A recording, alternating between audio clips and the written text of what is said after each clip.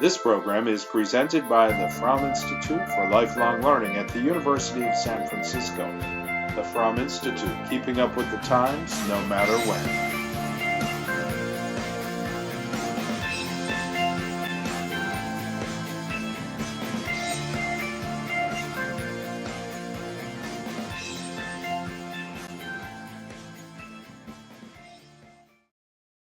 Okay, so I'm so happy to see some physical bodies in front of me now that everybody's in Zoom. I'm John Geoghegan, and welcome to my giant tool of the sky, the golden age of airship travel.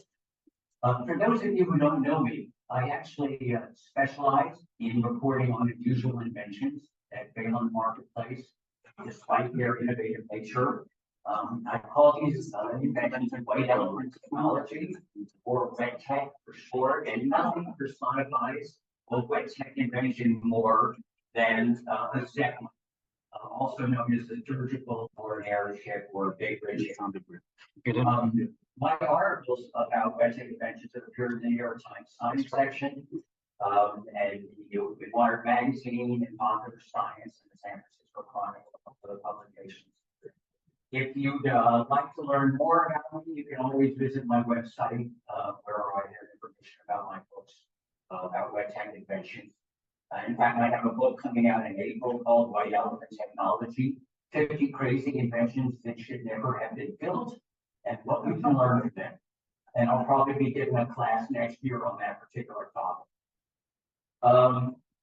So I'm also the author of 4 nonfiction books, including When Giants Rule the Sky. So I'm the author of 4 nonfiction books, including this one, When Giants Rule the Sky, which was published last year by the History Press. Giants tell a little-known story of the U.S. Navy airship program during the 1920s and 30s, focusing on 2 of the Navy's airships, the USS Akron and the USS Macon, both of which we'll talk about in our 7th class. They were, at the time, they were the largest, most expensive, most technologically sophisticated aircraft in their day. And as you may know, Moffett Field in Mountain View was built specifically to house the USS Macon. It was to be the headquarters of the U.S. Navy's Pacific Airship Fleet, which was intended to patrol the Pacific to prevent a surprise attack by Japan in the days before radar. And as I say, we'll get into that in our 7th class. In the meantime, I think you're going to discover that the Bay Area played a very important role in the development of these gigantic airships. I've actually spent the last 15 years. There we go, thank you.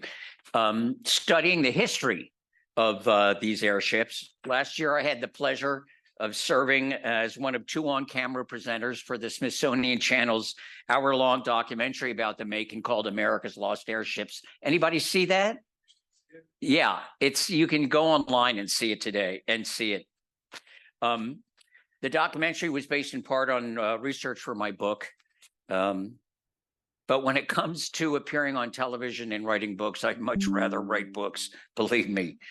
So this course is going to take a much broader look, though, at the history of lighter than flight than either of my books or the Smithsonian documentary does. Instead of just focusing on 1 or 2 airships, we're going to survey the entire history of lighter than air flight from its beginning in 1709 right up to today. And I'm confident that you're going to learn over the next 8 weeks things that will hold more than a few surprises for you.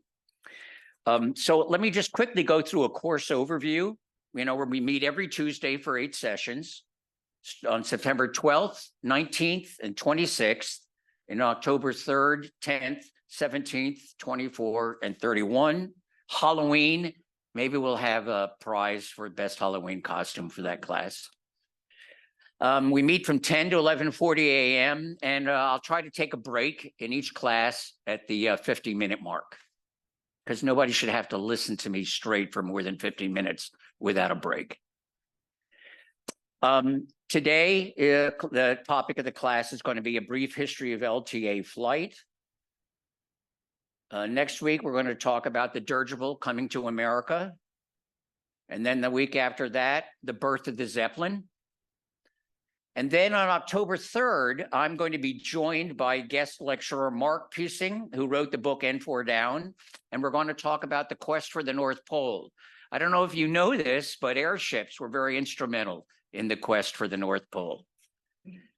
And then the next class, I'm going to talk about the zeitgeist, which is basically what was the impact of airships on the popular culture. And then Sam Gwynn, Pulitzer Prize-winning author, who wrote the book that was published last year, His Majesty's Airship, is going to join me via Zoom to talk about Britain's imperial airship scheme. And then on October 24th, I'm going to talk about the U.S. Navy dirigible program. And then for our last class, we have a real treat.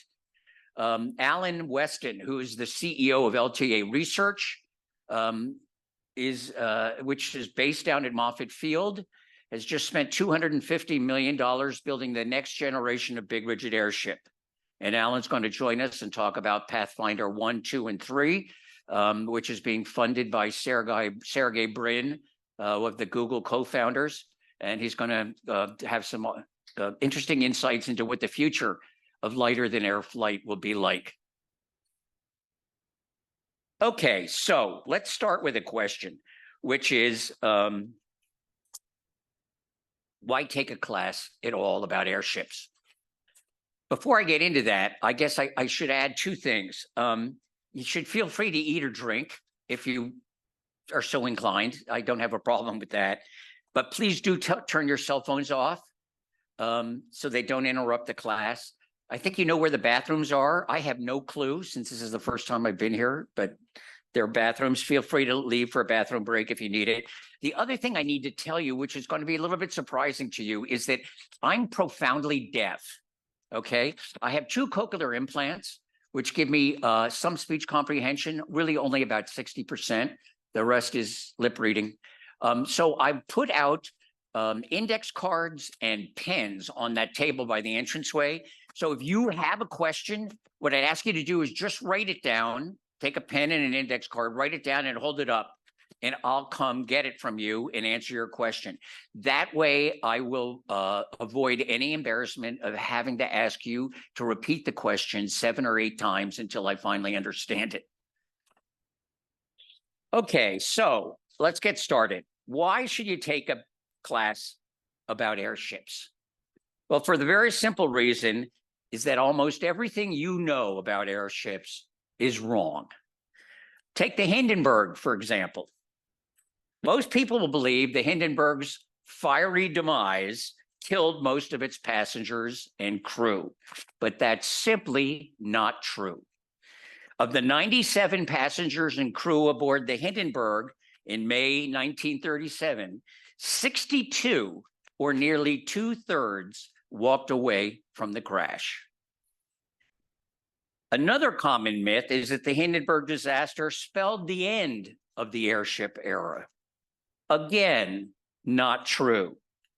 In fact, Germany remained so confident in the future of airships that she began flying this replacement, the L-130, known as the Graf Zeppelin II, 4 months after the Hindenburg disaster. What most people don't realize is that before the Hindenburg, German airships transported tens of thousands of people, millions of miles, without a single casualty for more than 20 years. That is a safety record unmatched by any other form of transportation. See what I say? I'm going to tell you a few things I think you'll find surprising. That's a couple of them right there. For perspective, the Hindenburg's casualty rate of 36% was far lower than many planes, trains, and ocean liner disasters of the day. And it's not surprising then that Germany flew the Hindenburg's replacement for another 2 years until World War II intervened. And safety isn't the only thing we get wrong about airships. Planes of the day were crude, noisy, oil splattering affairs, frequently grounded to poor weather. They couldn't fly at night. They carried only a handful of passengers. They had a limited range of only 200 or 300 miles, and they crashed with alarming frequency. So would you rather fly in this, which is what a plane looked like in the late 20s, wicker chairs, everybody crowded all together, or would you rather fly in that, which is the passenger lounge on the Graf Zeppelin in 1928? You tell me. So as a result, airships were considered in their day more robust and reliable than airplanes. As this course will demonstrate, Zeppelins came within a hair's breadth of supplanting ocean liners and transcontinental trains as the dominant form of long-distance transportation. In retrospect, airships might seem like fragile dodo birds destined for distinction, but between 1900 and 1930, they consistently surpassed airplanes in terms of range, flight duration, and load carrying capacity. And this is only one of many airship firsts. I want you to consider the following. By 1910, German airships were carrying paying passengers on a regularly scheduled route 17 years before the first commercial airline service began flying. In 1919, I love this photograph. In 1919, an English airship called the R-34 was the first aircraft of any type to make a round-trip voyage across the Atlantic, something no airplane of the day could accomplish. And she did so 8 years before Lindbergh limped across the Atlantic on his solo one-way flight to Paris. I should also do a bow tie check. Is the bow tie straight? Okay. When it gets crooked, let me know, will you? Okay. In 1926, this Italian airship, the Norge, which actually means Norway, dropped a flag on the North Pole, marking the first time any land, air, or foot expedition or sea expedition indisputably reached the North Pole.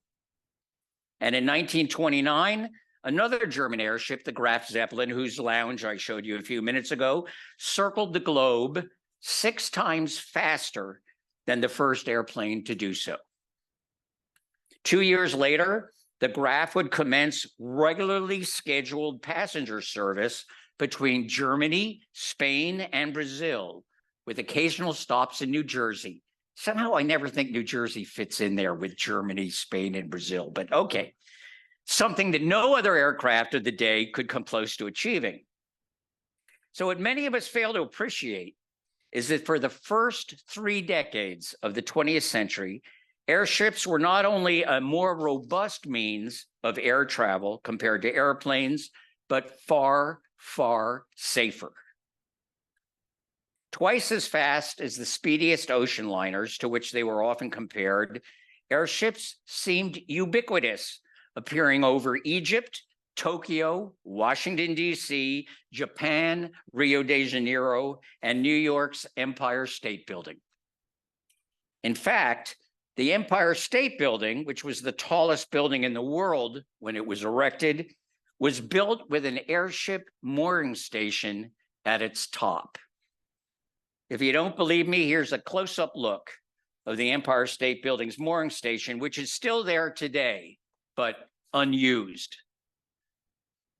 And yet passenger ships still ply the ocean while commercial airlines flourish today. Meanwhile, the big rigid airship is virtually extinct. An explanation why is long overdue. But first, I'm going to give you some words about definitions so we're clear on what we're talking about.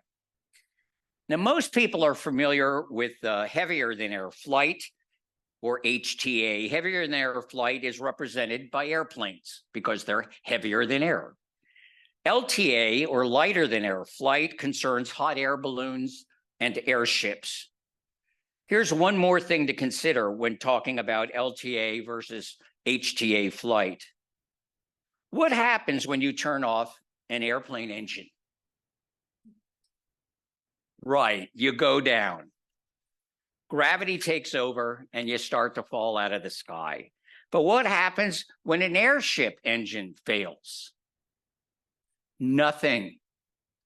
An airship continues to float safely above the Earth, supported by its lighter than air lifting gas, be it helium or hydrogen. This is an important distinction between HTA and LTA flight, and I think a very elegant one. Airplanes fly through the air based on the sheer force of an internal combustion engine. They kind of power their way through. But airships, on the other hand, float through the air in harmony with their natural environment. That's why I think it's kind of an elegant solution. Now, the next thing to know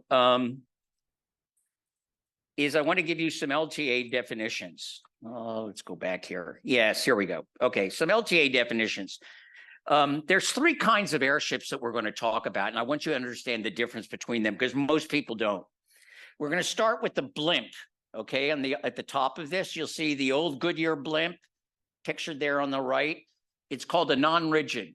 All blimps are non-rigid. What's that mean? It's basically an envelope filled with gas, lifting than air gas, under which a gondola is suspended and the crew or passengers are in the gondola with some aircraft engines either in front or on the side.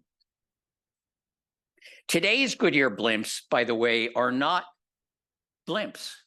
They're not semi-rigid. They're not non-rigids. They're actually semi-rigids. We'll talk about that later.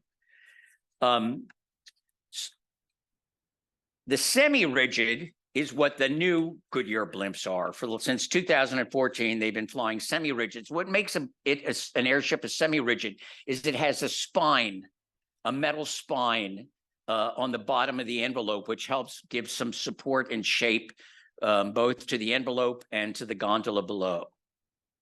And then finally, we have big rigids, which are what Zeppelins are. Okay, they basically, a big rigid has an internal airframe, like a skeleton inside it, that allows them to be very, very large. Just by comparison, the Zeppelin you see down on the bottom right compared to the Goodyear blimp at the top, well, the Zeppelin is 140 times bigger than the Goodyear blimp. So if you think the Goodyear blimp was large, it's just a pea compared to what a Zeppelin is like. Okay, so whereas a blimp might carry, I don't know, 6 people for a 200-mile trip, lasting only a couple of hours, a big rigid could carry 100 people easily on a 3,000-mile flight that lasted days at a time without landing. So basically, blimps are very short-haul aircraft. Zeppelins are for much longer distances. So when it comes to lighter than air flight, bigger, as I was telling John, is really better. Because it provides more range, longer endurance, and a load carrying capacity. So and this picture is not to scale, but you can see here just by taking a look at it, non-rigid airship, blimp, semi-rigid airship with some kind of keel or spine, and then a big rigid airship which has some kind of internal airframe or skeleton on it. That'll help give you the idea of what the differences are. So I think it's very hard not to be moved by the size, grace, and beauty of these airships. Just as it's difficult not to be impressed by the courage and determination of the men who designed, built, and flew them. This is a picture of the USS Macon flying over the southern tip of Manhattan in October 1933. Which is going to bring us basically to a key point, which is the history of airships rarely receives the respect it deserves, which is why I'm so happy to see you here, that there are at least some people who are as interested in airships as I am. And they really do deserve a lot of respect, which brings us to the subject of our first class, a brief history of lighter than air flight.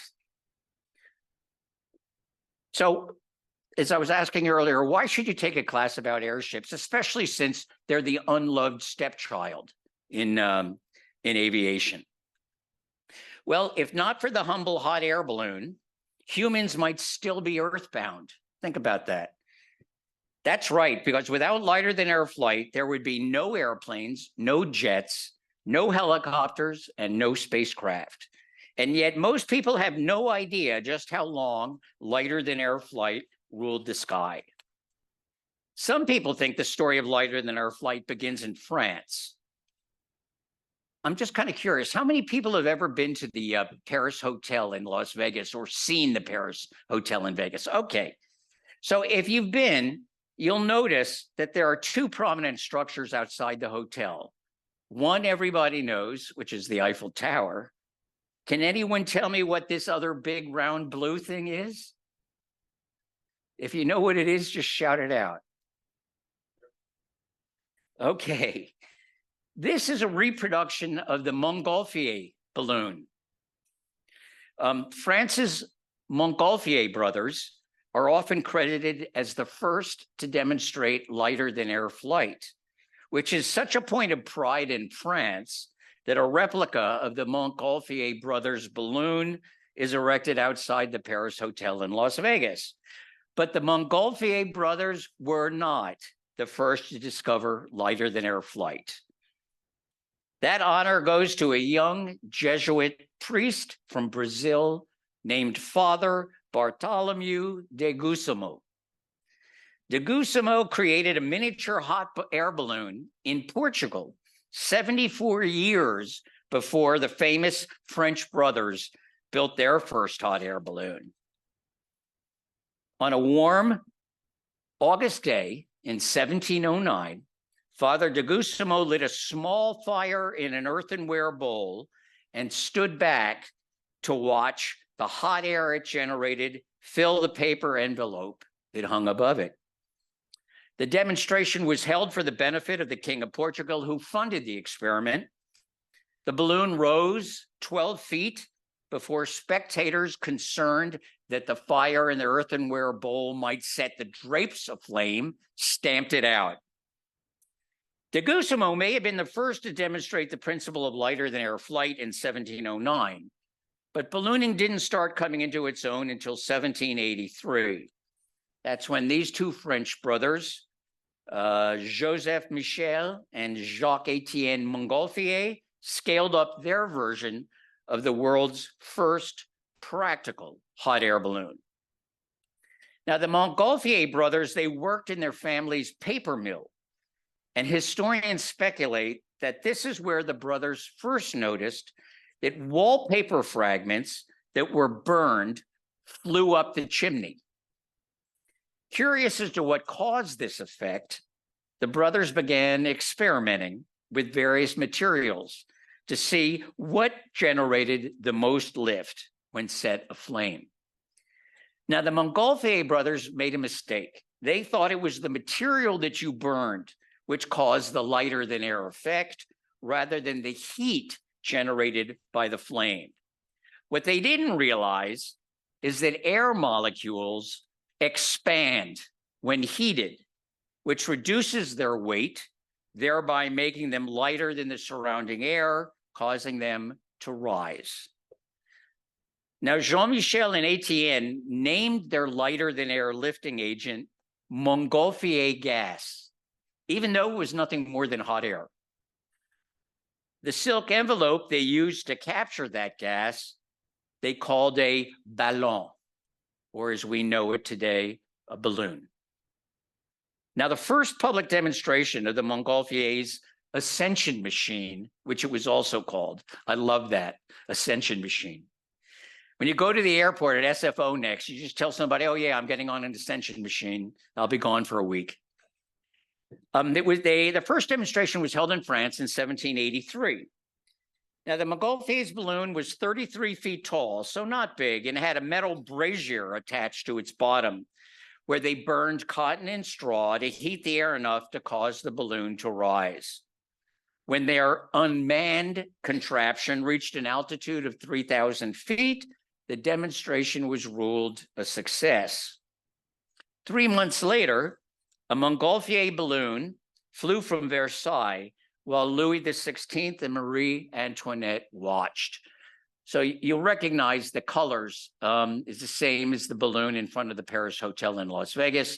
These are the royal colors of blue and gold, which is how they decorated the balloon for the King and Queen of France.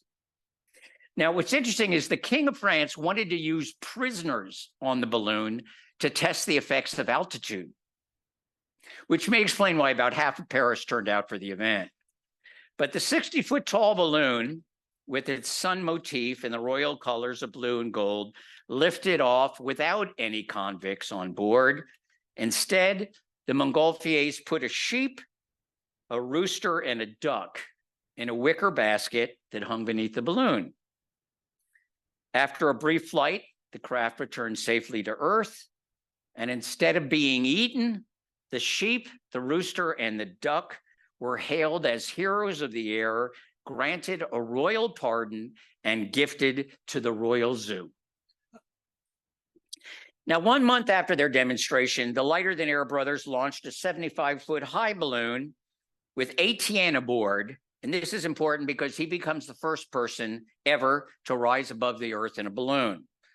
But the balloon remained tethered to the ground for safety reasons because there was no way to control it once they cut the balloon loose. Then in November that same year, a doctor named Jean-François Pilatre de Rosier made the first untethered ascent in a Montgolfier balloon pictured here. He was traveling at the then astonishing speed of 50 miles per hour. I mean, 1783, people, 50 miles per hour is like, you know, the sound barrier. The balloon carried de Rosier and his friend 10 miles across the French countryside before holes began burning in the envelope, necessitating them to land quickly. But how amazing that first flight must have been for the people who were witnessing it. The air until then had been the exclusive providence of birds, but now birds had competition. Man, earthbound for 200,000 years, could suddenly ascend towards heaven, a place he'd previously aspired to only in his prayers. For most people, the invention of manned flight was nothing less than a God-given miracle. Now, the hot air balloon's impact on society was profound after this. Not only did it mark the first time humans flew, it gave birth to the field of aviation. Lighter-than-air flight dominated aviation for the next 100 years.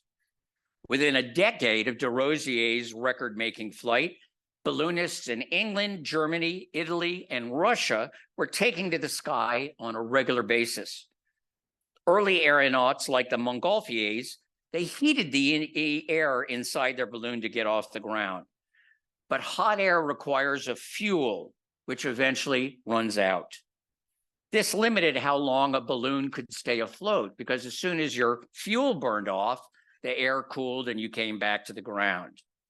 But a British scientist by the name of Henry Cavendish solved this problem in 1776 when he mixed sulfuric acid, iron, tin, and zinc to make hydrogen.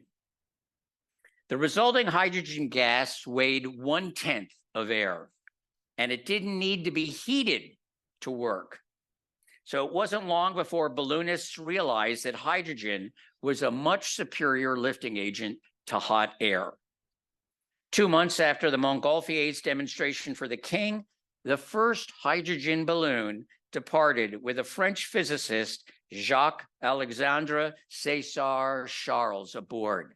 Now, the first hydrogen balloon is flying 2 months after the Montgolfiers flew. Do you see how rapidly the technology is changing already? You know, we think in our time, oh my God, technology is moving so fast we can't keep up. Imagine this, you know, man flies for the first time in a hot air balloon, and then 2 months later, he's in a hydrogen balloon staying up there for almost as long as he wants. So Charles's ascension was witnessed by the citizens of Paris, including Benjamin Franklin, who witnessed it through a telescope. When Franklin was later asked, "What use is a balloon?" he replied, "Of what use is a newborn baby?" So Charles's launch was a big success. As Charles himself later remarked, "Nothing will ever quite equal that moment of total hilarity that filled my body at takeoff. I felt we were flying away from the earth and all of its troubles forever. It was not mere delight, it was a sort of physical rapture." I can't imagine what that sounds like in the original French, but it's pretty funny in English. So flying over the rooftops of Paris, Charles traveled more than 20 miles into the French countryside. But a storm caused his balloon to crash near a French village where locals, thinking a monster had landed, attacked the balloon with pitchforks, as shown in this photograph. Hydrogen balloons not only flew higher and farther than the Montgolfier type, they could stay airborne much longer. This is why hydrogen soon became the preferred lifting agent. Charles's other important contribution to LTA flight was the invention of the gas valve, which allowed for the slow release of hydrogen when a balloonist wanted to descend. This provided for much better altitude control. Again, the technology rapidly advancing. Nevertheless, balloonists remained at the mercy of the wind since they were unable to steer. They had altitude control, but no directional control. They were also at the mercy of a stray spark, which could ignite their hydrogen and send their balloon up in flames.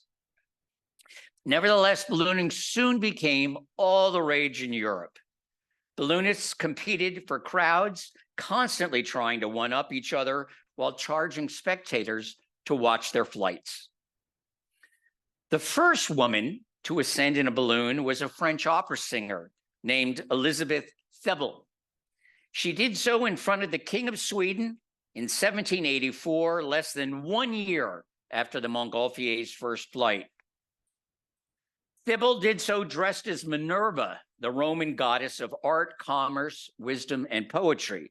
And as she ascended into the sky, Thibault sang arias accompanied by an instrumentalist. Now, I think there's something appropriate about marrying, ballooning with opera, because both require stagecraft and hot air.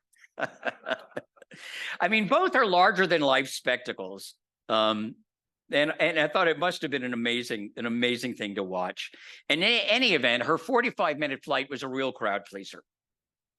There was another French woman, Sophie Blachard, who became famous when she began taking to the air in a silver-painted gondola in 1811. Now, if you haven't figured this out already by now, France dominated the early days of lighter-than-air flight. Now, Blanchard's gondola, as you can see in this illustration, was so small, the sides barely reached her knees. When she ascended into the sky, holding her balloon's shroud lines, she resembled nothing less than Venus rising on the half shell. Blanchard's flights, many of which were made at night, were so daring as to be reckless. In 1812, she even crossed the Swiss Alps in a balloon, where icicles were said to form on her face and hands. Unfortunately, Blanchard ran into a serious trouble in 1819 when the fireworks she launched from her balloon ignited its hydrogen. The crowd below thought that the spectacle was part of Sophie's act, and they applauded with abandon until her balloon, consumed in flames, began to plummet. She landed on a Paris rooftop where she was still alive, and she clung to a parapet for safety. But she eventually lost her hold and her life when she fell to the cobblestone street below. Now, Thibault and Blanchard may not have done much to promote the safety of LTA flight, but they certainly boosted its popularity as a spectator sport. Still, early LTA enthusiasts had difficulty convincing a skeptical public to go up in a balloon with them because the sport looked dangerous. Not even the promised euphoria of ascent, panoramic views of a miniature world below, or a close-up look at heaven was enough to persuade people to buy a ticket and take the ride. As a result, aeronauts had to depend on firsts to stir up public interest. These included the first nighttime ascent by a woman, the first to launch fireworks, the first to ride a horse into flight. There was more than one of these guys who would get on a horse and go up in a balloon. And the first to drop a dog by parachute. But being first was often hard to prove. Sometimes it meant nothing more than being first to do something in the city where they appeared. But the claim on a poster was all that was needed to sell tickets to a balloon exhibition. This explains why aeronauts often claim the same firsts, all in the interest of the one category that mattered most to them, first in ticket sales. Okay, so exhibition flights became so popular during the 18th and 19th centuries that ballooning permeated popular culture. Balloon motifs were incorporated into a wide variety of objects, including fabric and wallpaper, as you can see here, and hats. Oh, there's the dress. That is, see the bustle on the back of the dress? The French called that a ballon, because it was emulating what was going on with balloons at the time. And also hats. This hat, it was called a lunardi. Lunardi was a very famous French balloonist of the day. And it even went to children's toys, not surprising. Today, hot air balloons are associated with champagne tourism, but during the 19th century, ballooning was a form of public entertainment.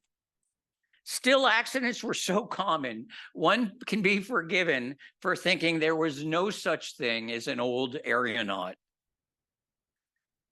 English balloonist Charles Green was one of the few aeronauts to defy the odds of survival, making more than 500 ascents.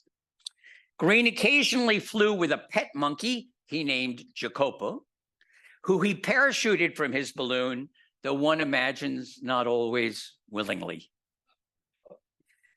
But Green's greatest contribution to ballooning was the invention of the guide rope. Now, a guide rope is attached to a balloon's basket and is dropped over the side to trail on the ground, limiting how high a balloon can go. Along with the hydrogen release valve and the rip panel, which would be invented by an American for quick descents a few years later, the art of ballooning slowly became safer. But technology rarely develops in a straight line, which is why ballooning was tugged in a variety of directions, driven as much by market forces as by innovation. And one of the greatest influences on ballooning, as John well knows, came from the military. Once the armed forces realized that a balloon could be used to observe the enemy, they adopted the invention with great enthusiasm. The first balloon for military use was built in 1793 by a French scientist named Jean-Marie Joseph Coutrel. All these guys had like 4 names. I'm not sure why. It was filled with hydrogen, but it was tethered to the ground. Inside, it carried 2 men in a basket, one to act as the pilot and the other to report on what he saw. When a telescope was added, a balloon observer could see nearly 20 miles, which was a competitive advantage for an 18th century army. French authorities were so impressed with the invention that it led to the organization of the world's first Air Force, albeit one composed solely of balloons. France's Corps de Rostier was captained by Coutel, and it was used to track Austrian troop movements at the Battle of Fleurus. Austrian soldiers were so demoralized at the sight of this balloon watching their activity that they tried to shoot it down. Later, Austria would protest balloons were against the rules of war. But balloons weren't just used for military observation. They were quickly adapted for bombing. Now, the first time a balloon would serve as a bomber was in 1849, when Austria launched 200 pilotless balloons bearing bombs against Venice. Unfortunately, the wind was blowing in the wrong direction, and the Austrian balloons came back and exploded on Austrian lines. In 1884, the French dropped bombs from a balloon on Dien Bien Phu in Vietnam. Now, I don't know if you know your history, but it seems like the French were having trouble with Dien Bien Phu for much longer than I realized. That same year, Germany organized its own balloon corps, with Russia soon following. 5 years later, the Hague Peace Conference banned the discharge of any explosives from balloons, but to no avail. As you can see in this illustration, English balloons equipped with cannon are depicted as attacking French balloons equally equipped in what is described as the Battle of the Balloons. Now, this never happened, but this is what they feared at the time. In 1904, Japan used balloons to attack Russian forces in Manchuria, but balloons were not only used for bombings. They were also used to transport men, messages, and equipment during wartime. In 1870, more than 60 balloons were used to deliver messages, as well as to help 163 people escape from the siege of Paris by Prussian troops. There was a German cavalry officer who was there by the name of Ferdinand von Zeppelin, who we'll talk about later. He was a member of the Prussian army, which had Paris under siege at the time, and von Zeppelin took note of the French use of balloons to use people to escape unharmed.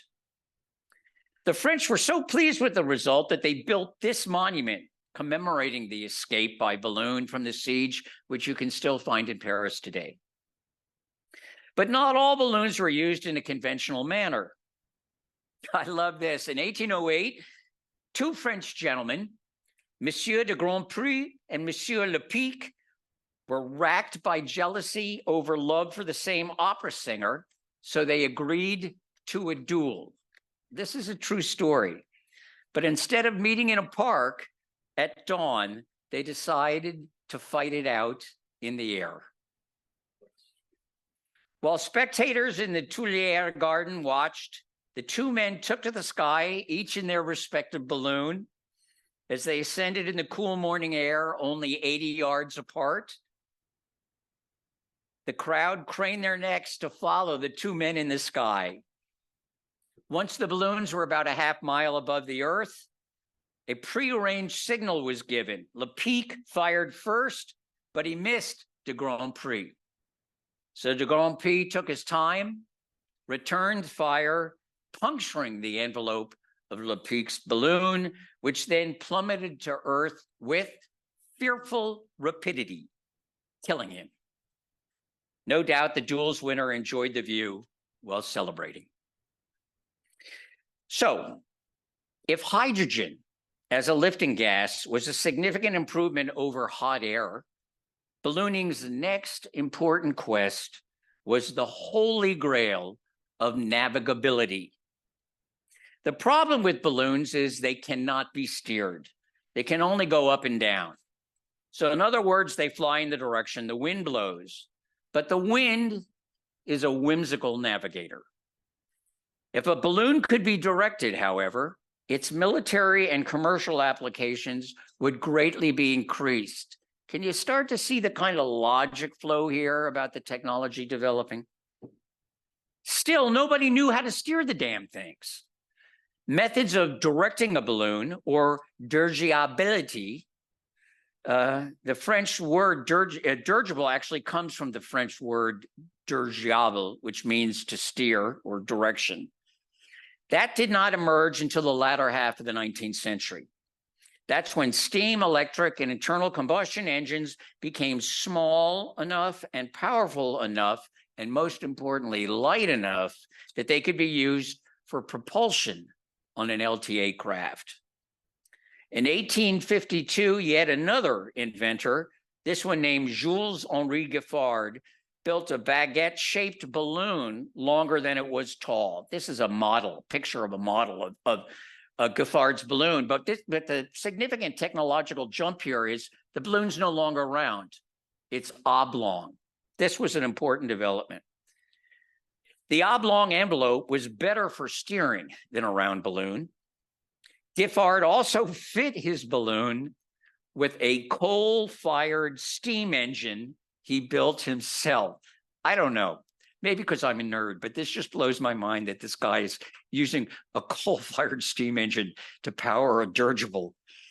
Giffard's balloon had to support the immense weight of his 350-pound steam engine, plus another 500 pounds of coal, which had to be shoveled in the engine to generate a measly 3 horsepower for its propeller. I think like modern day lawnmowers have more than 3 horsepower engines on them at this point.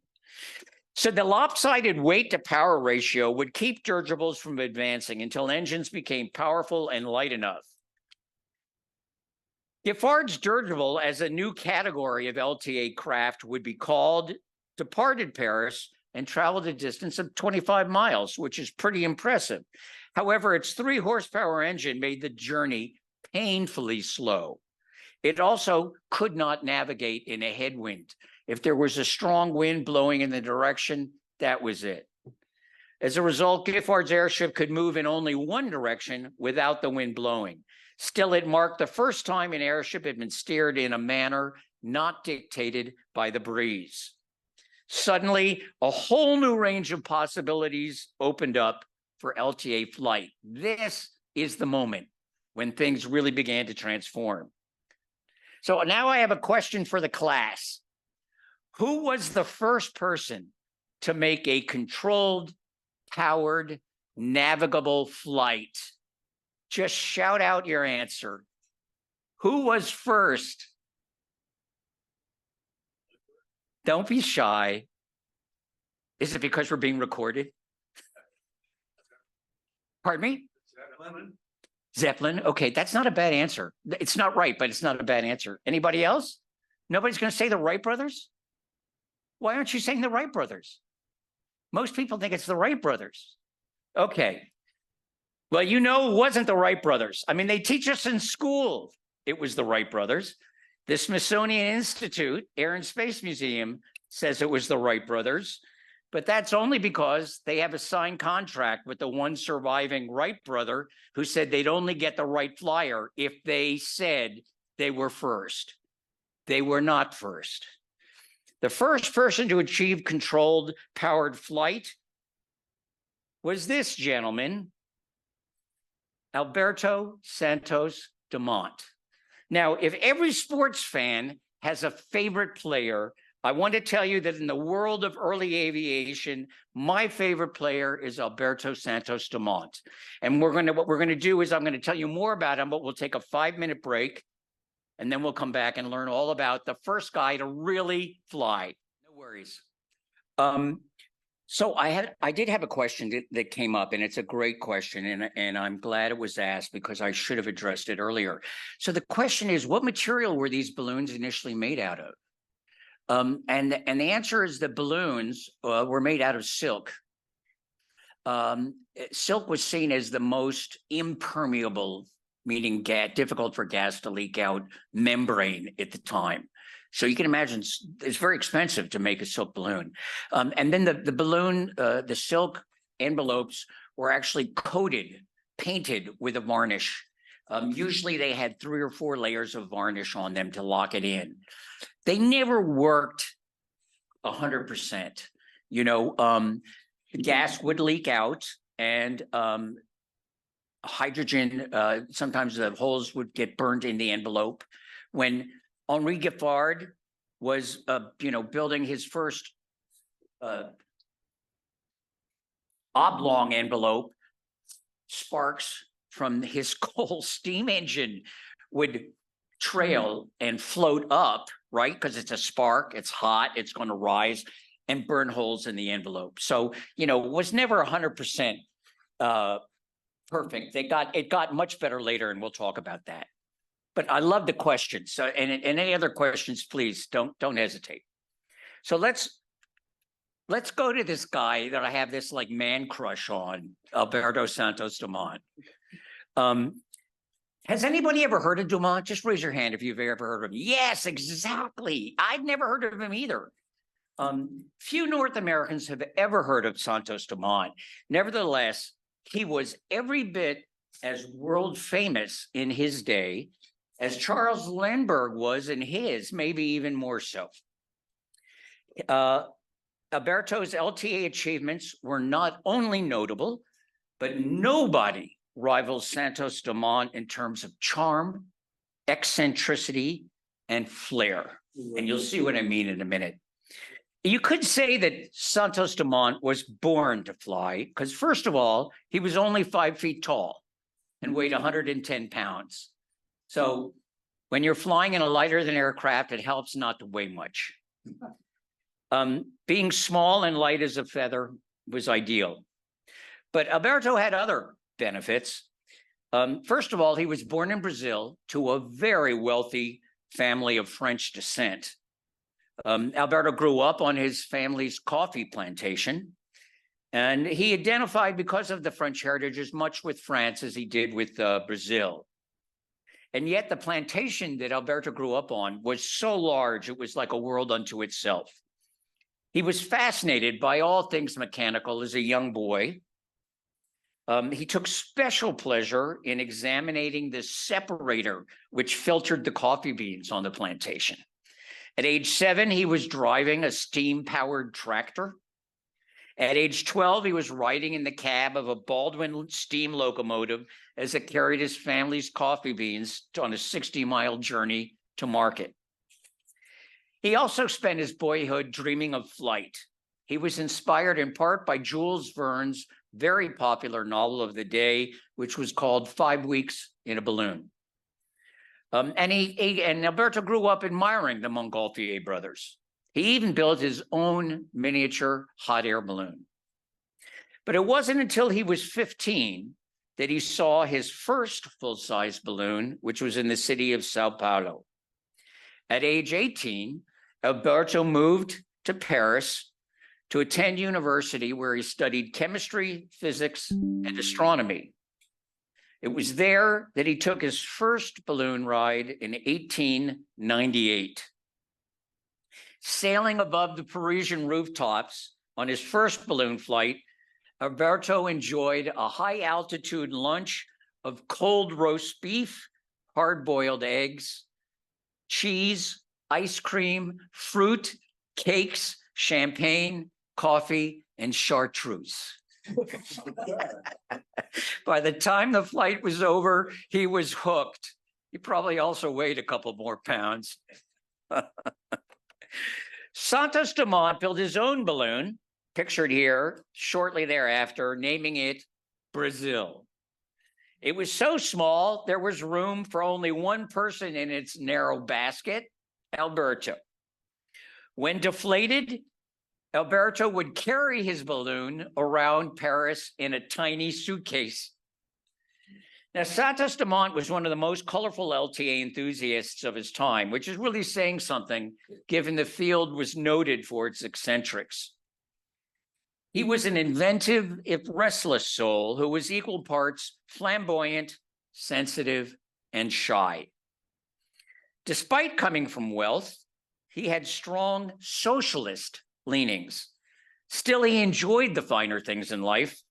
Possibly he was gay. More likely, I think, actually, he was asexual.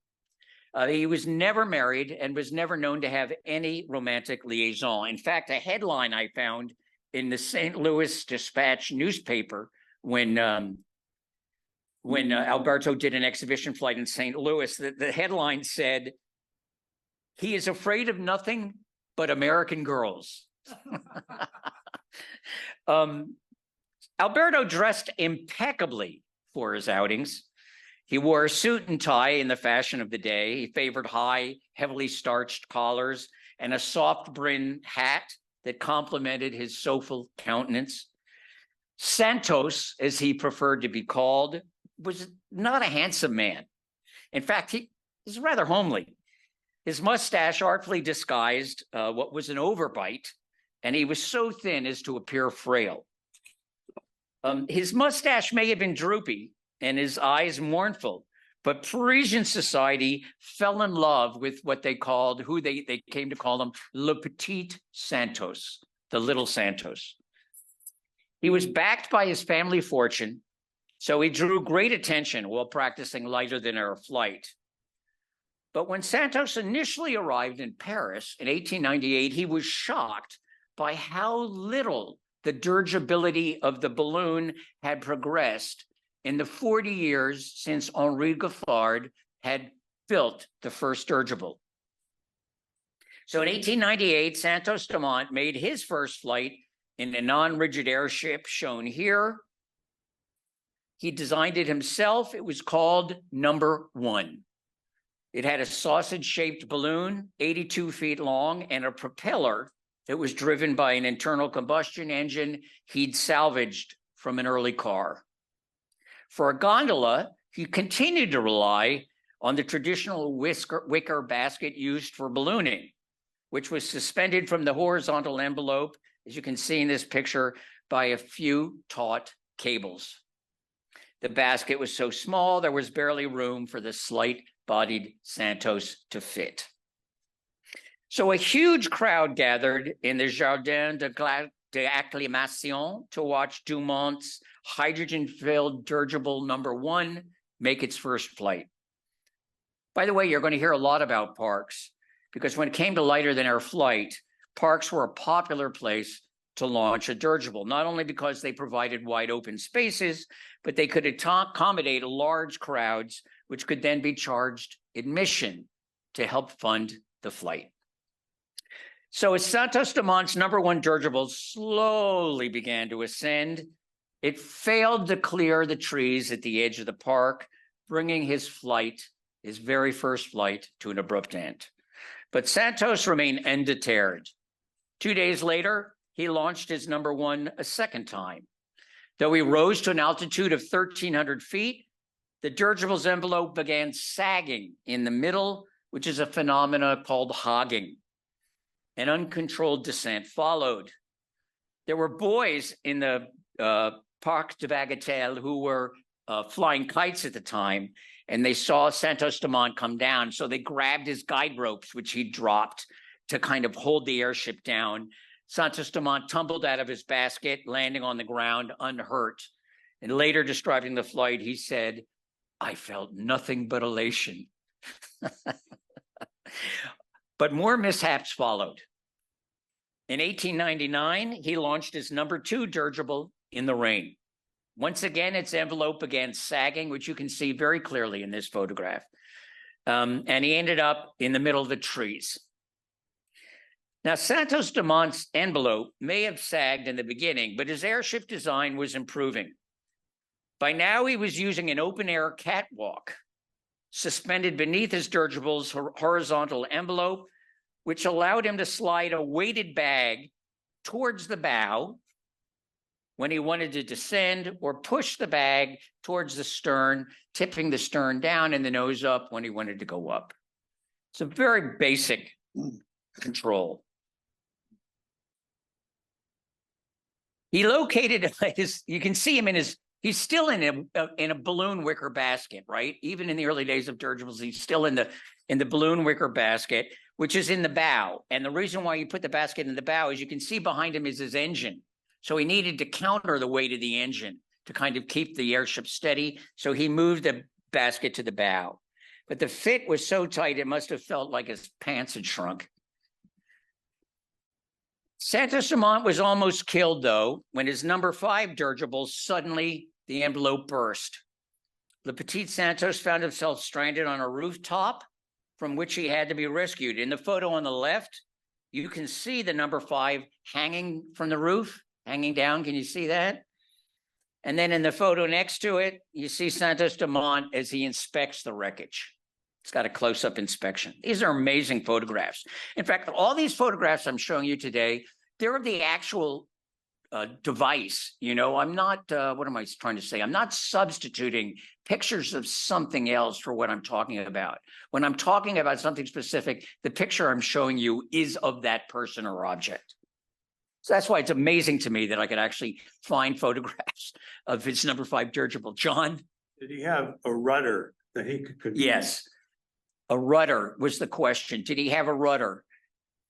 He had a very basic, here's his propeller and here's his rudder.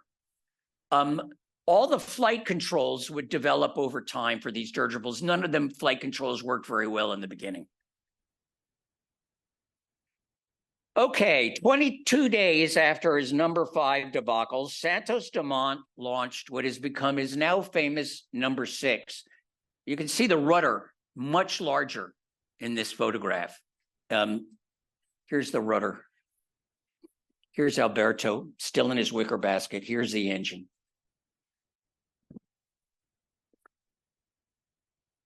Okay, Henri Deutsch was a wealthy oil man who was offering a prize of 125,000 francs, which is more than $600,000 in today's money.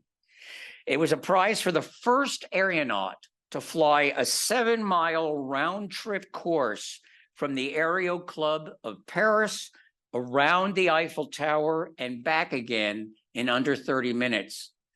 This prize was basically being given for true dirigibility. Who had invented the first powered navigable aircraft? Santos Dumont happily took up the challenge with his number 6 dirigible. It had been about 3 years since his first balloon flight, with almost as many setbacks as accomplishments. Still, Santos Dumont was confident he'd fix the problem of his sagging dirigibles and could win the prize. His first 2 attempts at the prize ended in failure, but on October 19th, 1901, how early that is, 1901, airship number 6 took off for the Eiffel Tower despite iffy weather. Surrounded by gray skies, whoops.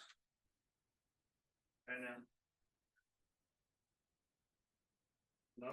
Cliffhanger. There you go. Thanks.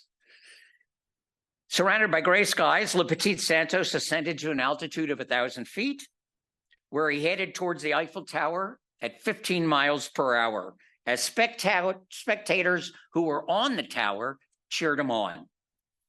When the pint-sized aerialist approached the 14-year-old monument, the Eiffel Tower was only 14 years old in 1901, he worried that the crosswinds might blow him against the tower, but his number 6 managed to circle the tower without mishap. Here's an actual photograph. On his return trip, Santos Dumont crossed the Seine River and passed over the famous Longchamp racecourse before reaching his departure point 29 minutes and 31 seconds after he'd left. After he landed, Santos Dumont shouted at the crowd, "Have I won?" And the crowd roared back, "Yes." But it wasn't that simple.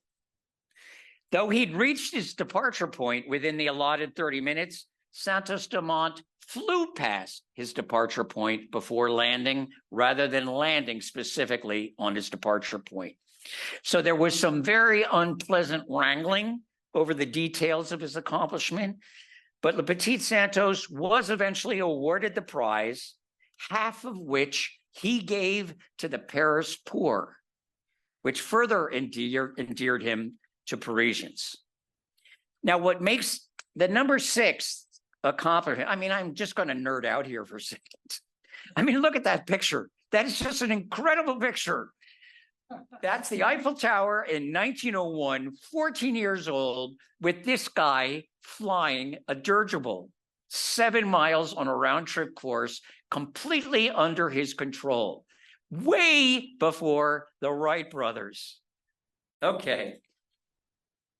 So what makes the number 6 accomplishment so remarkable is one of the earliest demonstrations of a controlled, powered flight.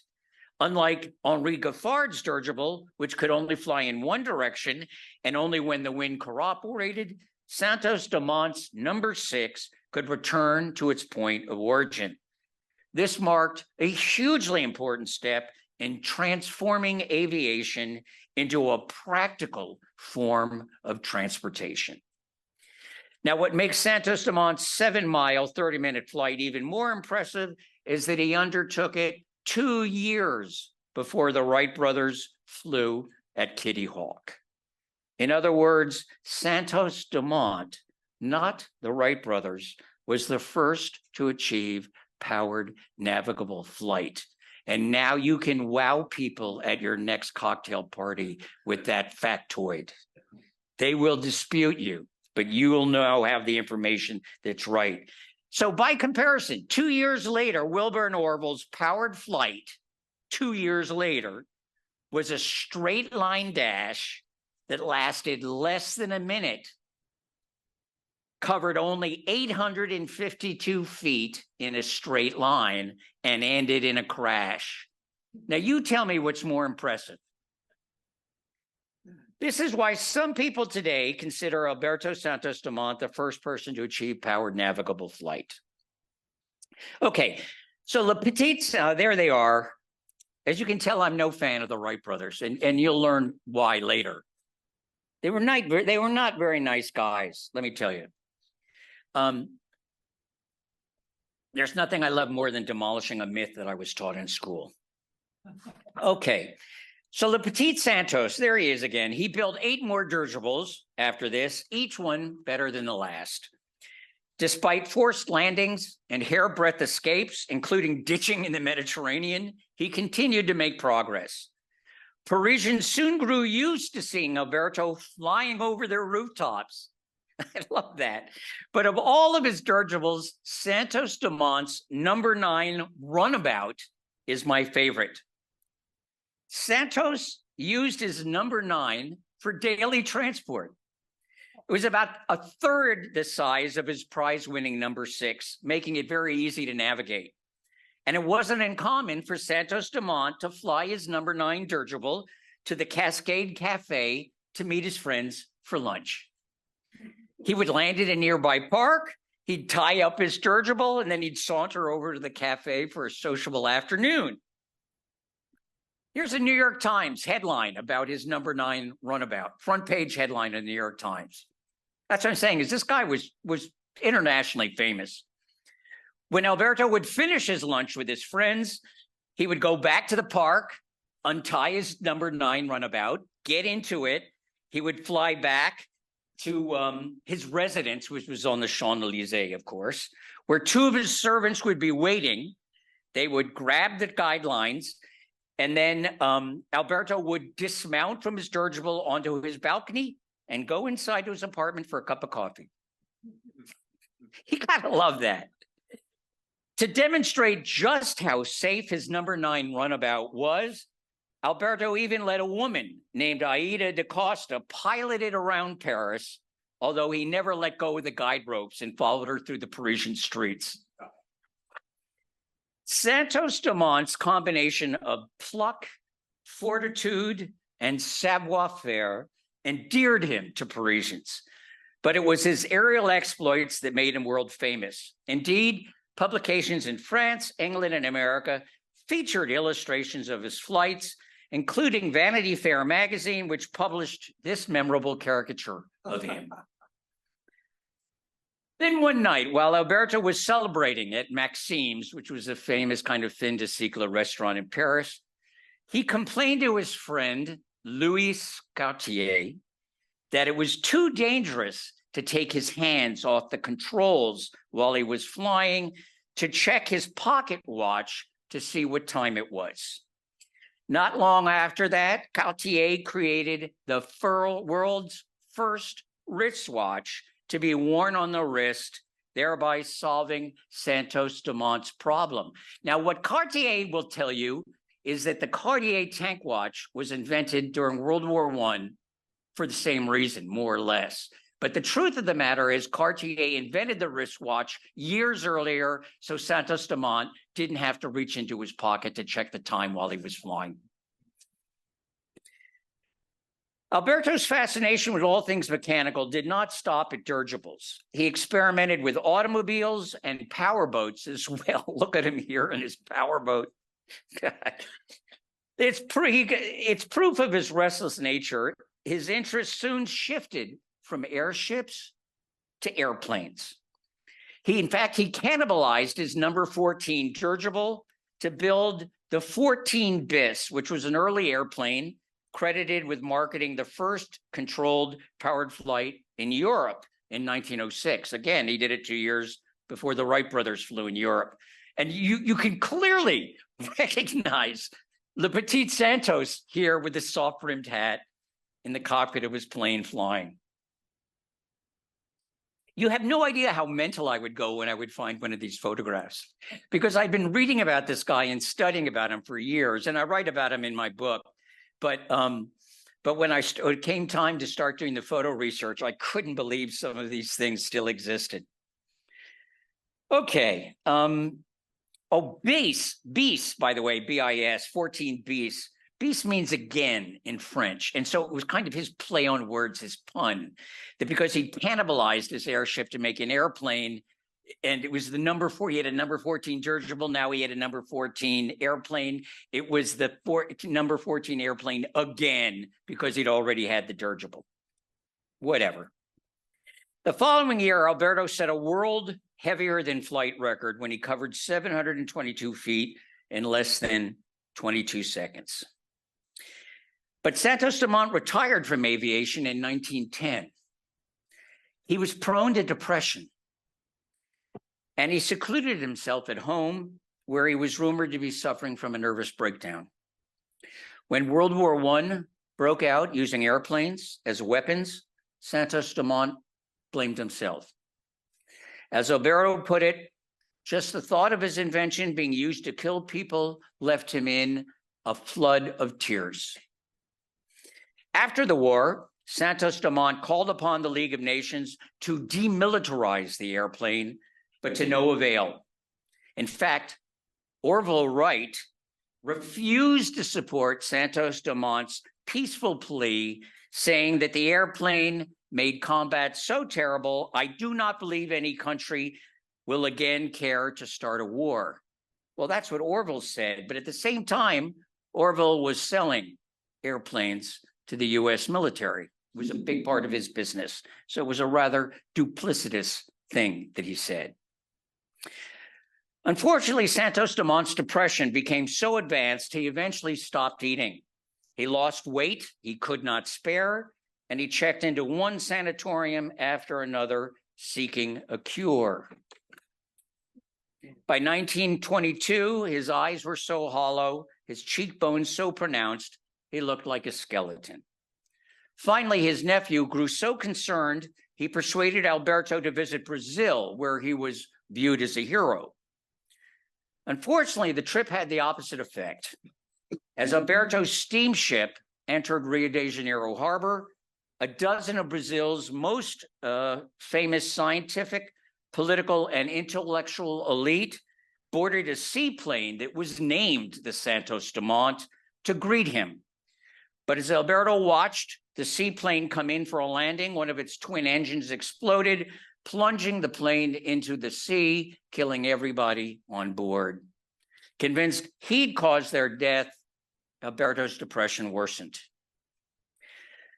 So, the other reason I love this guy is because his life is, there's a tragic aspect to it, even though he had some wonderful qualities and didn't deserve it. Santos Dumont spent his final years of his life in Brazil. I speculate the reason why he was seriously depressed was because of the illness that he had, which ended up being multiple sclerosis. It wasn't diagnosed for many years, but I think that's what he was dealing with. A 1932 group portrait reveals the face of a haunted man. Sadly, Alberto lived long enough to see the Brazilian Air Force bomb its own people. Driven by despair, he spoke his last words to the elevator operator at his hotel. What have I done? Le Petit Santos hung himself in his hotel room 3 days after his 59th birthday. Now, Alberto would not be the last inventor to see his creation used in a way that he'd not intended. He'd probably have taken satisfaction, however, in knowing most Brazilians consider him the father of aviation. Not only did his face once appear on Brazil's 10,000 Cruzeiros note, there are more avenidas, ruas, and placas that bear his name in Brazil than can reasonably be counted. If it comes as a surprise that Brazil considers Santos Dumont the first person to achieve navigable flight, it shouldn't, given his many contributions to the field. And although claims of firsts are as debated today as they were during the golden age of balloon exhibitions, what isn't in dispute is that Santos Dumont was one of the most charming and remarkable persons ever to take to the air. It's a pity more people don't know his story, and I am counting on you to evangelize him. Okay. Finally, lighter than air flight comes to America. Dirigible fever may have burned fast and hot in Europe, but it lagged behind in the United States. It's unusual for the United States to be beholden to a foreign country for technology, but the age of the American airship owes as much to France and Germany as its own innovation. As proof, the first Americans to behold a balloon did not so as pilots or passengers, but as mere spectators. Nor was the first balloon they saw even in the United States. It was in France. The year was 1783. Mr. Benjamin Franklin, John Adams, and John Jay were in Paris negotiating a peace treaty with Britain to end the Revolutionary War when the three founding fathers saw one of Jacques Charles's early flights in a hydrogen balloon. Now, Benjamin Franklin was already a noted inventor by then, and he wrote the head of Britain's Royal Society suggesting the balloon had military value. He even purchased a balloon as a gift for his grandson, though I assume it was as a toy, not as a weapon. Meanwhile, John Jay was impressed enough to write a letter home predicting, quote, "Travelers may hereafter literally pass from country to country on the wings of the wind." John Adams, however, the ever-practical John Adams, expressed more serious concerns. Adams was worried that balloons would soon be transporting commercial goods across the Atlantic without paying the tariffs that ocean ships had to pay. Okay, in 1784, a lawyer named Peter Carnes, with a penchant for money-making schemes, built the first hot air balloon in Baltimore, Maryland. Carnes sold tickets to watch his flight, but he was 234 pounds, which proved much too heavy for his balloon to leave the ground. So Carnes had to persuade a 13-year-old boy to take his place inside the balloon. The lad's ascension marks the first manned balloon flight in America, albeit one that was still tethered to Earth. It wasn't free. Carnes's next flight was a month later, and it turned out to be his last. It was June 1784, when with a wave of his hat, Carnes took flight from the Philadelphia Commons, charging $2 to watch. That's about $35 today. The rotund aeronaut, he wasn't 20 feet off the ground before a crosswind blew his balloon against the side of the wall, rocketing upwards and breaking the chain that tethered him to the ground. As the balloon ascended up into the earth, Carnes fell out of the balloon onto the ground. He wasn't hurt, but without the lawyer's ballast, the balloon shot upwards, burst into flames, and began dropping debris on the spectators below. Naturally, those gathered assumed they were seeing parts of the Maryland lawyer dropping on them. Carnes would not be the last fat man to have trouble getting airborne, but his aerial adventures were nipped in the bud and he never flew again. Not a very auspicious beginning for ballooning in America. It should come as no surprise that the first free balloon flight in the United States, free meaning untethered, was made by a Frenchman. In 1793, the husband of Sophie Blanchard, remember her, Venus on the half shell? He was the first person to cross the English Channel in a balloon, and he staged an LTA flight in Philadelphia with President George Washington in attendance. Since Blanchard did not speak English, he carried a letter from President Washington that guaranteed him safe passage across the countryside. I tried to find that letter. I have never been able to find it, a picture of it or a record of it in any archive, but believe me, I'm not going to give up until I do. Launching from the grounds of a Philadelphia prison accompanied by a small black dog, Blanchard landed safely in New Jersey. George Washington, like many in his day, was enchanted by LTA flight, and he wrote a friend, quote, "The tales related are marvelous and lead us to expect that our friends in Paris in a little time will come flying through the air instead of plowing the ocean to get to America." I love the thought that George Washington, the first president of the United States, was thinking about balloons crossing the Atlantic. Washington wasn't the only president fascinated by ballooning. Scientifically minded Thomas and Jefferson also kept an eye on LTA developments. But the first American to get airborne piloting a free balloon didn't do so until 1830, which is 47 years after Pilato de Rosier made the world's first untethered flight in a Montgolfier. This illustrates just how late America came to the LTA party, which is really the point that I want to make here. We were laggards, we weren't on the cutting edge, we were followers.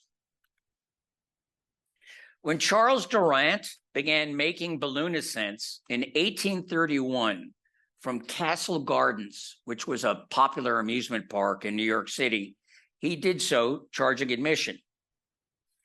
As Durant's balloon drifted magically across the sky, the wind whistling through his guy lines, he dropped copies of a poem he'd written celebrating the joys of flight to the crowd below. This was very typical of the profit-minded ballyhoo that accompanied exhibition ballooning during the 19th century, particularly in America. Perhaps the only person more astounded at seeing the first free balloon flight in America was the Native American Black Hawk, who'd recently surrendered to the US military after years of fighting manifest destiny. The Jackson administration was touring the Sauk chief as proof that its Native American resettlement policy was working. And Black Hawk and his entourage happened to be in New York and witnessed one of Durand's ascents from Castle Park. This is what Black Hawk says in his autobiography about seeing the flight. "To our utter astonishment, I saw him ascend in the air until the eye could no longer perceive him. Our people were all surprised, and one of our young men asked if he was going up to see the Great Spirit." Indeed, Durant never hoped to meet the Great Spirit, intending his next stop after Castle Garden to be the bank. So balloons were proven moneymakers, drawing large crowds to a novel event. Their main purpose being to sell as many tickets as possible to a public crazy for the only type of flight man had yet achieved. But LTA flight in America made slow progress during the first half of the 19th century. It wasn't until the Civil War that American ballooning was given a much needed boost. Once again, the military was responsible.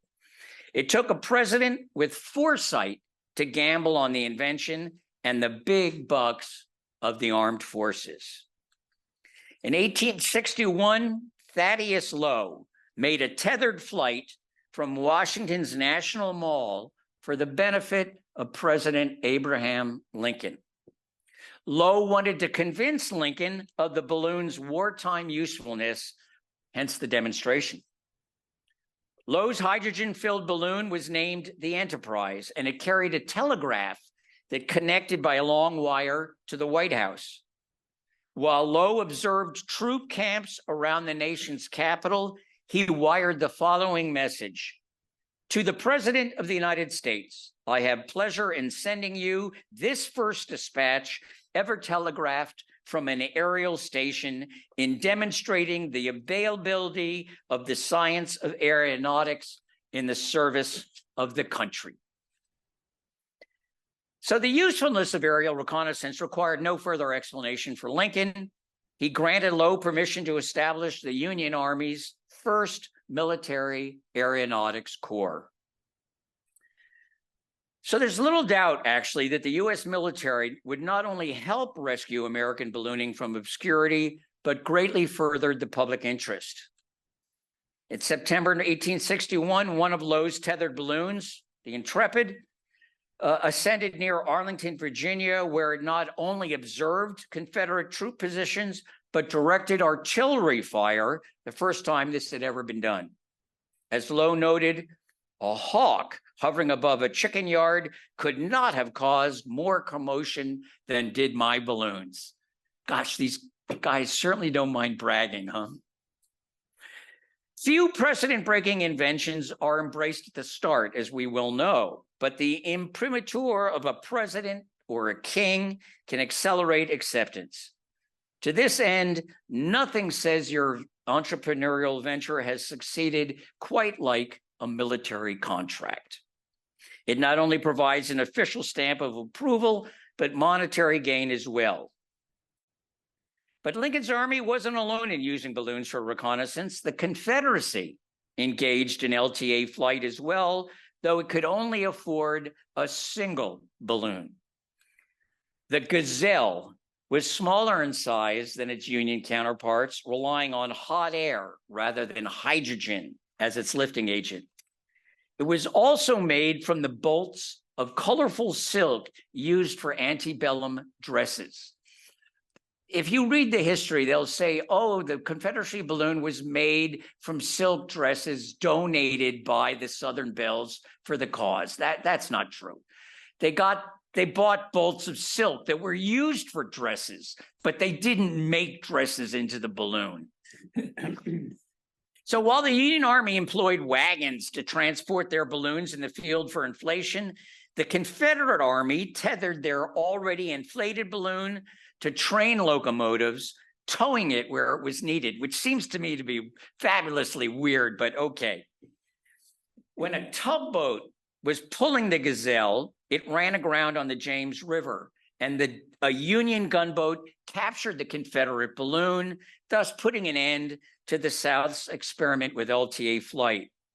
As Confederate General James Longstreet lamented, quote, "This capture was the meanest trick of the war, and one I have never yet forgotten." There's little doubt the U.S. military not only helped rescue American ballooning from obscurity, but it furthered public interest, as I said. Still, it wasn't until the latter half of the 19th century that ballooning took firm root in the United States. And when it did, it was driven by a rogues gallery of daredevils seeking riches. The second half of the 19th century was the golden age for balloon exhibitions in America.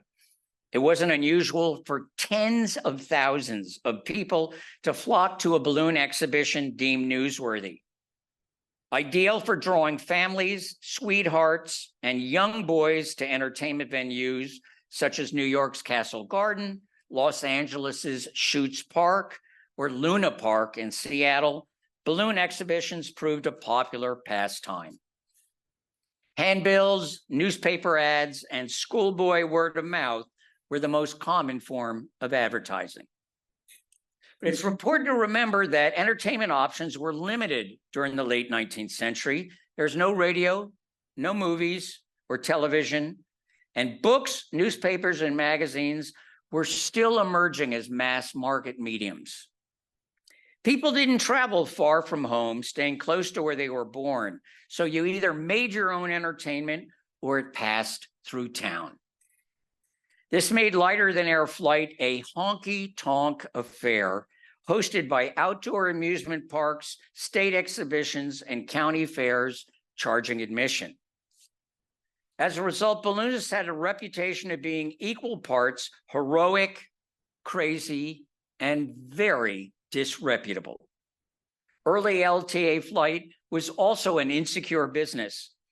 Aeronauts constantly traveled from one engagement to another, often sleeping next to their balloon to guard against theft or damage.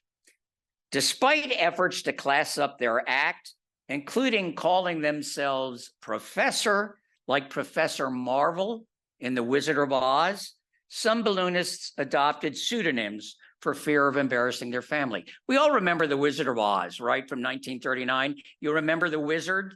He was this con man, Professor Marvel. Do you know how they escaped Oz, how the wizard planned to take Dorothy home? It was by balloon. If you look in the movie, at the end of the movie, when they're in the Emerald City, he's got a giant balloon which says Omaha on it for the Omaha State Fair. That's how the wizard landed in Oz. He was a professional balloonist who landed in Oz and then used his balloon when he got there to try to get Dorothy back home. I'm probably the only person that cares about that, but I think that's amazing. So basically, LTA flight in America was as much a sideshow carnival as the honest pursuit of aviation. And it was driven by a rogues gallery of daredevils seeking riches. So what I'm going to do is I'm going to stop there. We'll save this for the next class. Our next class, Tuesday, September 19th at 10 a.m., will be about the dirigible comes to America. We have ballooning coming to America, but the dirigibles haven't shown up yet. So we'll finish up with the balloons in America next class and then go to dirigibles. The one thing I want to say too is here's my email address. Let me know how I'm doing, okay? If you have any comments, you have any questions, I'm talking too fast, I'm talking too slow, it's boring, you'd like to know more about this or less about that, just shoot me an email. I welcome the input, okay? Thanks very much.